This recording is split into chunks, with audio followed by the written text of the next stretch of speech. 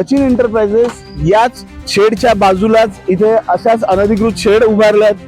फार मोठं साम्राज्य अनधिकृत बांधकामाचं आणि मोठ्या प्रमाणात इथे अतिक्रमण झालेलं आहे. पत्र्याची शेड उभारलेली आहे. जवळ 5000 स्क्वेअर फुटाहूनही जास्त शाळा कॅप्चर करण्यात आलेला आहे. नेमकं महानगरपालिकेने याला अभय कसं दिलं? जितेंद्र आव्हाड व उमेश अग्रवाल यांचं देखील कार्यालय इथून हाकेच्या अंतरावरती आहे.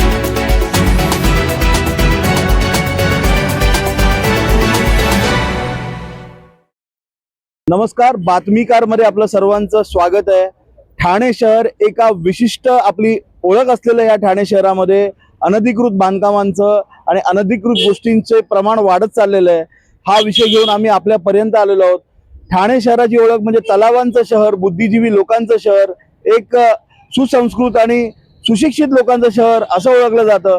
एक राजकीय वारसा देखील या ठाणे शहराला मिळालेला आहे. परंतु हे सर्व होत असताना, हा सर्व विषय असताना ठाणे शहरामध्ये अनधिकृत बांधकामांचं प्रमाण वाढताना दिसतंय. ठाण्यातील मानपाडा या परिसरात आपण आलेलो आहोत आणि हा टिकुजिनी वाडी या आसपास मधला हा परिसर आहे.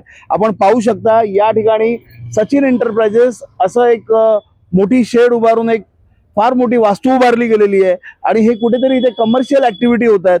बाहेर आपण पाहू शकता या ठिकाणी निळ्या रंगाचा पत्रा देखील बांधण्यात आलेला आहे आणि या सर्व विषयाची अनेक सामाजिक कार्यकर्त्यांनी, पत्रकारांनी तक्रारी करून देखील याची कुठे दखल घेतली जात नाहीये. हा विभाग प्रताप सरनाईक आमदार यांच्या अंतर्गत येतो. हे सर्व होत असताना महानगरपालिकेचा, ठाणे महानगरपालिकेचा या संबंधित व्यावसायिकाला किंवा या अशा अनधिकृत बांधकामाला कुठेतरी आशीर्वाद आहे का? त्यांना अभय दिलं गेलंय का? कुठेतरी साटेलोटे झालेत का? कुठेतरी आर्थिक घोटाळे झालेत का? आर्थिक व्यवहार झालेत का?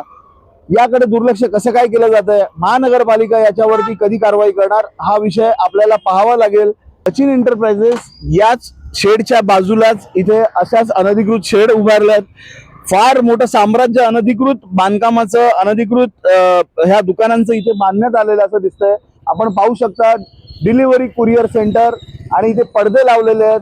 या ठिकाणी ठाणे शहरामध्ये नेमकं घडतंय काय? माननीय उपमुख्यमंत्री एकनाथ शिंदेंचा हा प्रसिद्ध असलेला हे ठाणे शहर आणि एकनाथ शिंदेंचं या ठिकाणी विशिष्ट आपलं असलेलं एक आपलं वलय ताकद हे एवढं देखील असताना शिंदे साहेबांचं याकडे दुर्लक्ष कसं काय झालंय?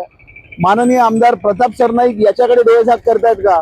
असा प्रश्न सर्वसामान्य ठाणेकरांना पडल्याशिवाय राहणार नाही.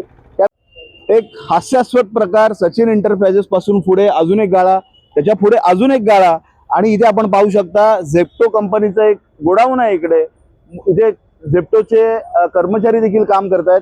फार मोठ्या प्रमाणात इथे अतिक्रमण झालेलं आहे. पत्र्याची शेड उभारलेली आहे. जवळजवळ 5000 स्क्वेअर फुटाहूनही जास्त या विभागात किंवा हा गाळा कॅप्चर करण्यात आलेला आहे. नेमकं महानगरपालिकेने याला अभय कसं दिलं? या ठिकाणी आपण पाहू शकता माननीय आमदार जितेंद्र आव्हाड व उमेश अग्रवाल यांचं देखील कार्यालय इथून हाकेच्या अंतरावरती आहे.